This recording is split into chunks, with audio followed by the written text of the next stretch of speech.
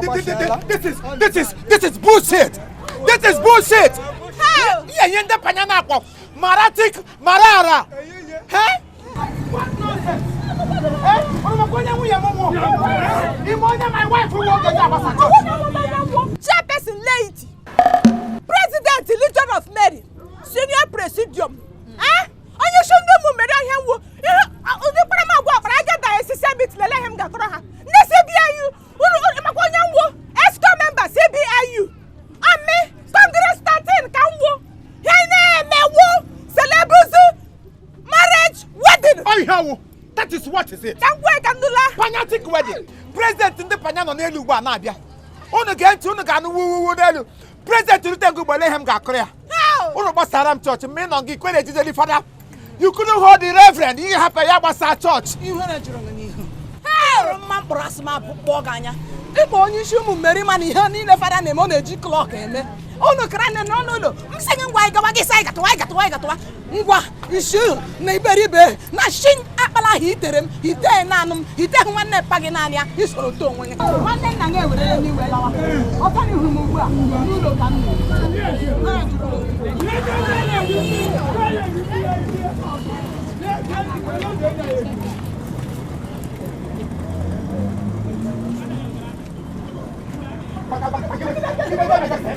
Say photo say boy wagi.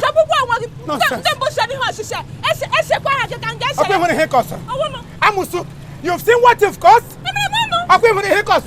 It's me Mirano. Mo.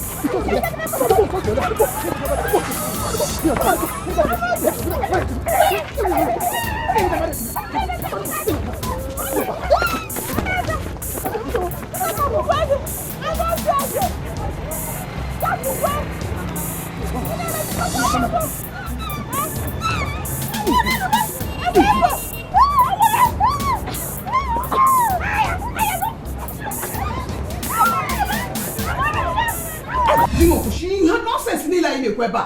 You had there, Maggie. You only could have money. Here, Mabo, I don't like God, though. But I got one name like the Apparagi. Neither with the Rani Nola. How can you do? Mama, you talk like a baby. You need cook with the man. So more gaga you one name. For what? Why would I beg him? Him get jaya. No, come him get jaya biko. Oh, we are one question. Ibe yom biko sim biko. Mbaramaka mess up. Yes. What he did to me in Panya, we call it a random memorandum. That is what we call it over there in Panya. How can he be in the church there and allow the Reverend Father to go just like that?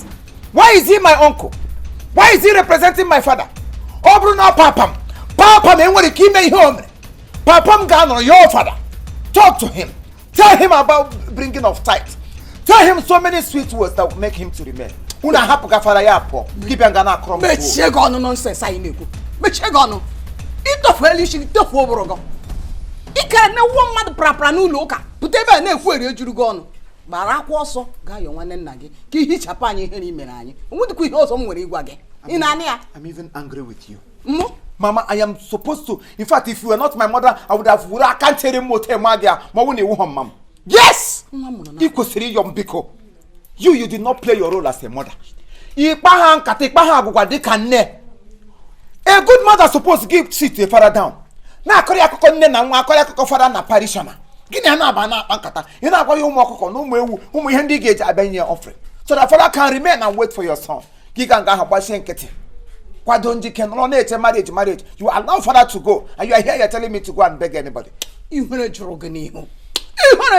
Or Casimura Nosso, Pukboganya. Gapoman. Okay. See, let me tell you, Mama. When will that your Reverend Father? Reverend Father has a query to answer. Reverend Father has a query to answer. Otherwise, I'll bagram your film. My bagray a panatic film. Or my a wedding that I have prepared for. A classic wedding A royal wedding, a fanatic wedding. Wedding I spent million. Internet million I spent to make this wedding work out. Here may be a wedding. That's your Reverend Father has a query to answer. Otherwise, I will write a petition against him. Fanatic president will come to this parish and they pull him out. Yes, I'm worried. Damn him, man. You will not drag me who? Mechikono. Gadi gaga yo wana gi woke. Ga yo ya.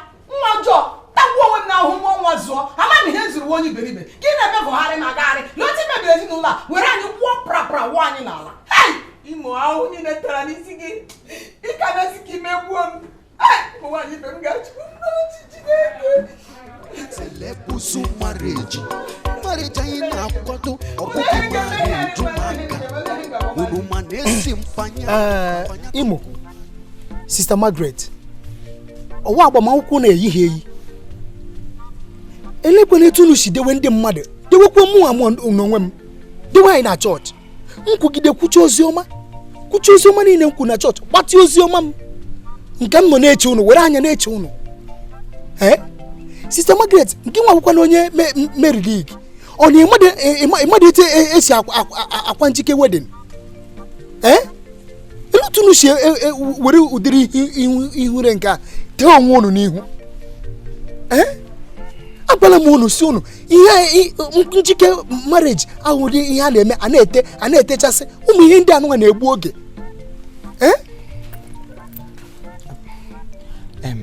Father, we are sorry. Iwe welaki. Igotago. Iwe welaki.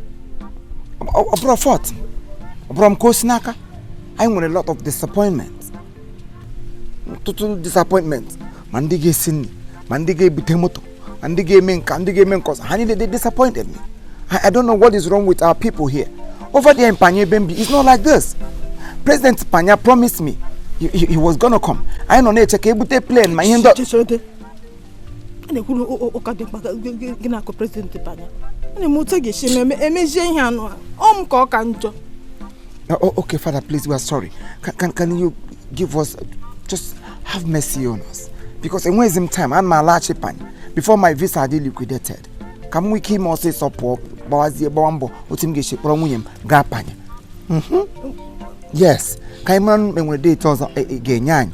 Can we keep wapios? Please. Can't say him now go no go. Yes, Father. Kamle izuka born abiano. Kama negative izuka born abiano. Mananka ga we hida kana ntinyere una abo.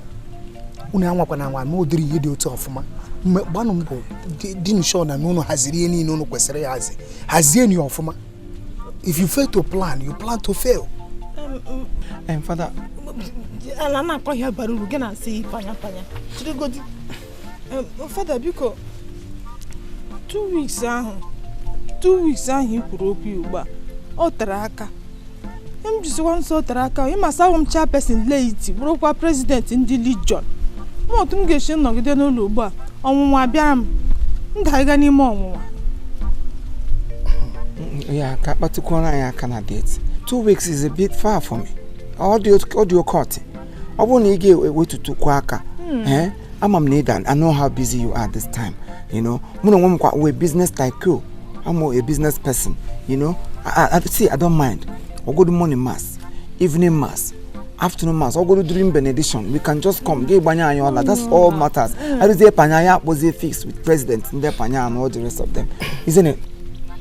Anola me hono kuru. Mana ihe niile nwere usoro. Again I am na ageleba anya na akwụkwọ. Nhụkwana catechist. Ịma ihe m ji eme ihe maka na ọwụ gị. Ọkwa maka na ọwụ gị. Amaka position ị nwere na church. Asị na owo onye ọzọ. Aga m anọ nga guzoro mụ na unu na-ekwu ihe. Mana ebe unu osi otu adị. Emechi unu ga-abịa n'ọfịs. Ka eleba anya na akwụkwọ ka m nye unu date ga-adị mma. Ngwa ka m gozi unu maka ọ dị m ọsịsọ ka m nwee ike ịgbaje gaa meeting anyị nwere na cathedral. Ngwa onye nwaanyị gozie unu. Ka Chukwu ji ike niile gozie unu ma chekwaba unu n'aka ajọ mmadụ, n'aka ajọ mmụọ, n'aka ndị iro niile. Chukwu ọma dị mma, anyị ewere ụmụ oru gị wee na-enyefe gị n'aka ewere m ha na-etinye n'ọba aka gị wee na-asị ka ichekwaba ha gọzie ha bunye ha elu ọbụna adị agbamakwụkwọ nke ha na-akwado ka ime ka ọ bụrụ ihe ga-amịta ezigbo mkpụrụ n'ezinụlọ ha ka Chukwu jike niile gọzie ma chekwaba ụnụ nna na nwa na mmụọ nsọ. Mmega achọrọ m ịga katidral nwere ike ịga miti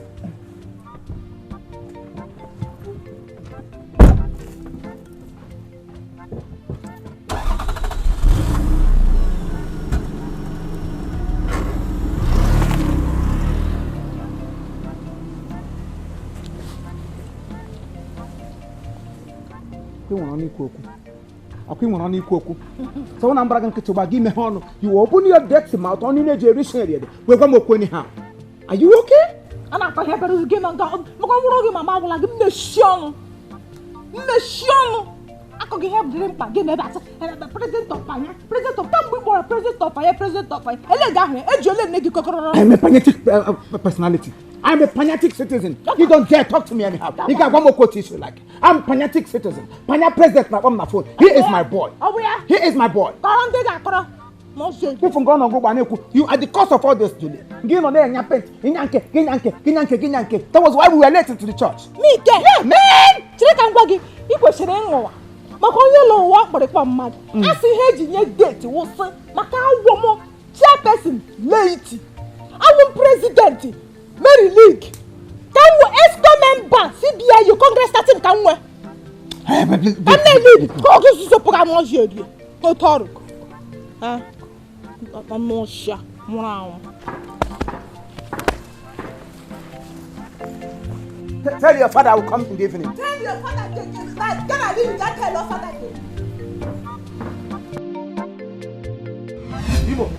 Imo biko. Imo bagara ihe akwụkwọ onye ihe charo to isi ya shime. Agwala ngịa. Agwala ngịa. Imo. Sozla magari. Imo. You were a bad luck. It is not bad luck against Harim. Stay away. Stay on your own. Let me stay on my own. You shouldn't come close to me again. To that level now. Chief, him what my fault. Let's wait to be. Bagara see him now. But I'm holding boy in a which like this. I'm one man. Or me suffer la nogi. Okay, you know got blame now. What of your wife? Or say when you show me Mary? All my time for the bidoka. My time for the jabas. No, I had tenka. All 10 trade magic better late. You really no bomb nishi. You listen to yourself. You listen to yourself. You see the crap you're saying out of your mouth. I should blame my wife. I should not blame you. Are you not the committee chairman? Yes. The committee chairman. What did you do to avert all this rubbish? In fact, do you know what? I'm supposed to sue you. And I'm supposed to sue you for marriage failure. More. In fact, him make panyaric arrest. Make a panyaric arrest. What an a class in Panya. How dare you spoil my marriage and you're talking crap here, man? Chief Biko, you are my childhood friend. All because of that Kamjina Yogi. You are my old-time friend. If not, I get my go. But I told me all again 7 again. Biko, forget about it. I promise you, in next one, it will not be like this. I'm a mumbo when I miss the cause of my. I swear to my living God, I will do it. I am done with you. Yes, I no longer need your services. I don't want you to come close to me. In fact, whatever I want now, I'm going to make call to Panya. Let them come and do it for me. I don't like the way you people operate here. What a damn, what a shit. Give your Mr. Sharon with the Nassim, your old time friend. What nonsense? Lualunkwa. That is what it's called in Panya. Lualunkwa. Se pepepepe, se mamape. Damn it! I am done with you. I don't want to see you close to me again. What a crap! Imo! Damn you! No, check, Imo. Imo, hold on. Imo, check, I go see your mama. Your wife is so contributing. Ikwuola makwa ndị mmiri ngwe ihe ka ikwuru ma Chineke nna lekwe penance gị na-ekwe nkwa a ga-ebutere anyị eburuburu ga-ebu anyị a ga-ebutere anyị agụghị ga-ebu anyị eji marriage wedding anyị ota awụ na ejuele nne gị kọkọrọrọ ka gba nkịtị mbịa bagwa dị n'ala gajelu m alụ ka ọ kpọrọ gị gaa panya majide na-aga fọdụ mkpa gị ruo panya eleghị gaa n'ebe ahụ eme focus inwedo future inwedo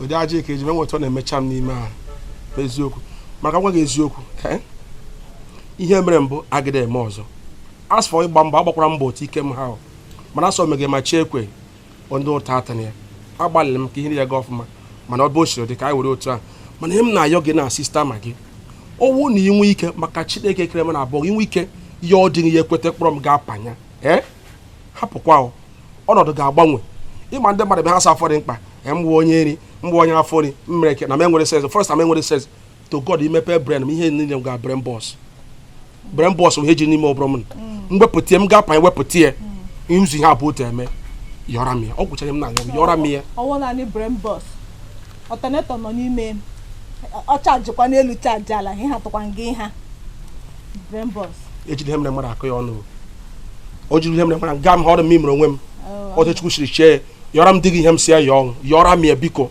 ọ ihe m yọga ka second chance ka ugbu a gị meghara aghara gburugburu kọlaba ndazụ mmi ga-eme gị ihe gị dala ka ahụ onwe nwere ihe enwe m ike ime asa nke ugbu a ga-adị oke thank you for inye m ohere nke abụọ biko ka anyị gaa na ya dị na enweta ahụ afọ si emecha m ka m kwọta nwebere ihe bara m n'ọnụ ofu mmanụ ababere m n'ọnụ maka chi ka m tigoro something nweta tukwuru onwe m small o nwetara afọ si emecha ịma ọ dị ka ịbịa masị last Sunday mba fada mere announcement ama ịbịa na Sunday bịara na Wednesday ịbịa Wednesday mgbe ọ malitere Lenten anyị gburu ntụ n'ihu Ash Wednesday ka mgbe ahụ eshibom tekem anyị shida Lent ugbo anyị baiga Pascal emume Pascal shine emume Pascal baiga na Passover nri akọla ma pọtụ mma ngị na-asacha achịchala m ha ngọ olo food is ready ahụrụ m onye na-ejide ego ya hụrụ m ebugide ọrụ ruo ole mgbe kwen Celebuzu marriage. afọ dị mkpa ịtala ahụhụ Celebuzu marriage. ihe m kpọrọ asị na ndụ m awụ ihe ọbụla a ga-ebute ihe ihere n'ezinụlọ anyị a ị na ihe m na-agwa gị ihe a na-akwado agbamakwụkwọ gị ọwụ nke m o nweghị peni itiri n'ime ya nothing ihe a gwara gị rụọ ọgwụ ụmụ ihe ozi isi na ị ga-aga onwe nke ị chọrọ ime eme everyday na-akwụgharị na-emere anyị panya panya biko ọnkụ kama ayọ gị adị ka ayọ gị chọrọ ịkparị m gị bido from beginning gwa m ya direct hit the nail on the head kparịa m direct let me know you're trying to insult me gị na-agwa m okwu ha ịmakwa onye na-agwa okwu somebody say abroad bata I deserve respect he sponsor my wedding, he sponsor my wedding is sponsor there's no canopy, there's no food, there's no water, and what a good car, nothing and now we sponsor wedding, he sponsor wedding because just I told them so mwa boy na bari mwa wonye na sponsor wedding gi na bari Imo what is wrong if you sponsor my wedding? Are you not my father's brother? What would go one namo? Or nam grubo ibo no gruba buregolo. Ogun wa the first person ga no shanya nam rientari Imo. Come again wash shoes and those agadabi. Or let him here ju one name marry appear. Give me a sponsor wedding, sponsor wedding. Get your sponsor wedding, give we go to Taka. Oh, give way to Akane sponsor wedding. I'm not just an ordinary person. Somebody say Panya Bata. Do you know where I came back from? All the way from Panya, Igana Panya, Ejaham, Dechana Street, and I keep saying it. My name is written boldly in a street all another that street is so pathological. All the so in Edraham everywhere. So I'm telling you, wedding, I got me just a low class wedding. I can make wedding number of people. At least I don't never can hear my wedding on your shilo. Two we hear the because Murotagishime. We ala. When we had the ala, give to ala re. You make your major match up wedding match at chap. Give me a wedding tackle. Imo ahogom na panye gara je maybe a gishi. Ishi adegema. No ala more. Kere ben si weta ala m gere. Ke were me wedding gi. ma ichezo na ala niile m nwere na village erechala m ya biko maka gị nwa wee sustain gị mgbe ị nọ na panya hụkwuo ego eji gbalata gị ime ihe ọnụ iji ekwu okwu ala kedu ala m ga-ere a na-erekwere ala ubi a na-erere ala ubi ere ya mgbapụ ihe m ga-agbapụ na nzụchi ahịa ya bak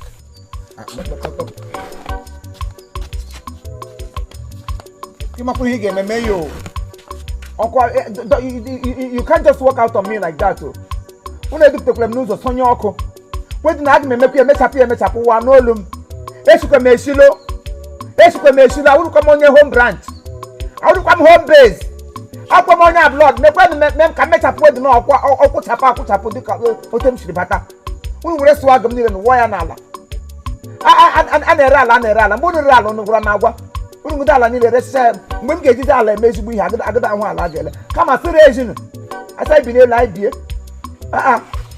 ege m ya ndị mere marriage ya celebrity wedding adị m eme ụmụ local wedding esi mpanyalo a na-agwa m okwu ya dị ka ọ na-adị m mkpa m ọbụrụ mbọ ka m elu ihe ọnụ pụtara ma nwụ I took after my father yes ọ wụdị ihe ọjọọ ka ọwụ mmadụ ihe m na ọwụ ihe ọjọọ damn it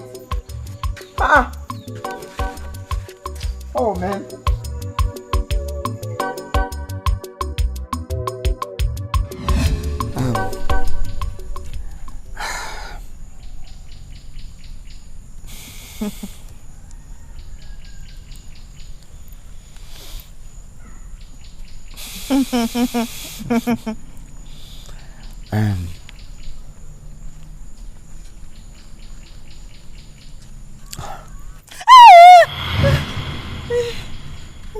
So Jesus.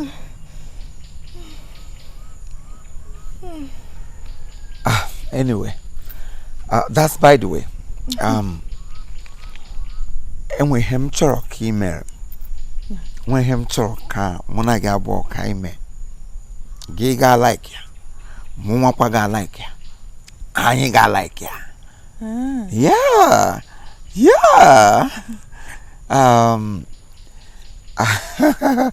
Achọrọ m ka weta ntị gị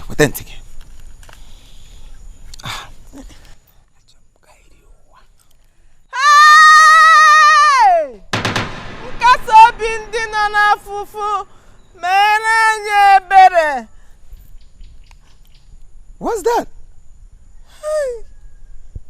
Hele ihe na-etiri m ndị nwanne m abịala ha ndị banye agala emejisi oyi ụlọ nsọ gị ha chere gị aka dashia. I don't get it.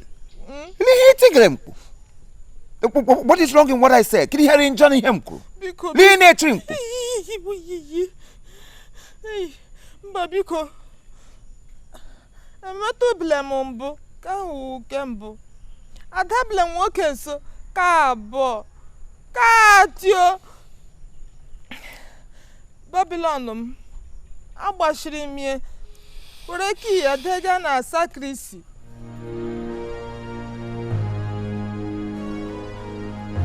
ịgbashiri Babylon ịgbashie na Babylon gị were ki ya deme na sacristi onye chọrọ ịlụ gị ekwa sacristi want to get married to you so isi mpanya lọta bịara ịkwụ ụgwọ Babylon agbashi what do you take me for? Ị na-akpọ m anụ ọhịa ị chere mgbe anụ ọhịa n'anya m agwa gị ị ga-agbaghe Babylon na ama baga ị na ihe m na-agwa gị damn it what the hell ije awụdokwa ebele o ije ki ya awụdo ebele Jizọs ma mma ya ajụrụ ha ajụ ebe ki ya nọ ngala ugbu a ama agafe first heaven ya wụ kingdom of Prussia gafee second heaven ya wuke Gracia third heaven city of David ọ ga-ehutọrọ ki Babylon m and mmụọ ga aka ọwa ọkụ onye ọla ga mmụọ ga aka gawa onye gbere m ọla n'aka iji awụdo ebele bịa ma gị ka akpọ gị gịnị n'anya ka m gwa gị ahapụkwa ụmụ ihe akwa m ọkụkọ Igbo aka m ishari nne m why wouldn't I share? Why are you going to Zahapa? No, you didn't get him boom. You didn't go to get egwu. You got to third heaven, got second heaven. I saw get Imo Comedy. Go and get the key and open this place. Come by, so what am I? And Abramizo help. Eh? Come get chance him ne good to done. Whatever I want to buy, I'm a good on. I can be test here. Yana Zuba, I have tested okay. And that is not tested or that work. It doesn't work anymore. Go to Panyarai base. Oh, my I'm tested. Go to Hon, go Kasha Hon. I was. Go there, even some people. Before Aloha, Haga Momo. More one, more two, more three, before we marriage. We don't do this. I don't do this shit. I can't do this shit, man. What the hell? Damn you! See, come back. Oh, Bruna, Negadianso, and Nagadianso Cheki. Then, Kakuze Digadianso, Kolwage. As for me, I am out of this mess. Damn you!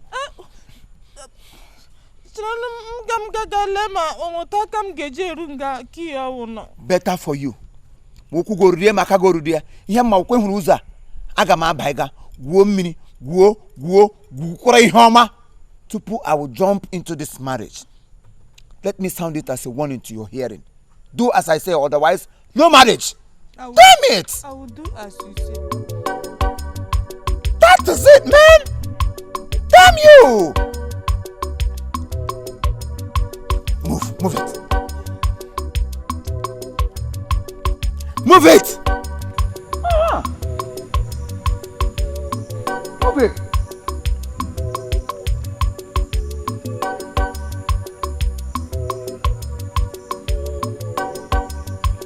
Move.